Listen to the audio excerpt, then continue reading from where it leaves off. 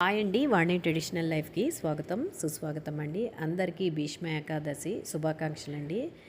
ఈరోజు ఏకాదశి గురువారం పడడం మరీ విశేషమండి. మంచి రోజు, నాకు చాలా ఇష్టమైన గురువారం అండి, చాలా ఇష్టం అండి.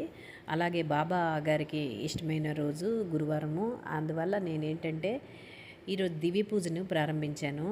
అలాగే బాబావారికి ఇష్టమైన నైవేద్యం కిచిడిని నైవేద్యంగా పెట్టుకోవడానికి ప్రిపేర్ చేశానండి. బాబావారు నిరాడంబరంగాను ఏమీ ఆర్భాటాలు లేకుండా శ్రద్ధాసానము ఆయనకి రూ. 2 దక్షిణ సమర్పించి అనే అంటారండి.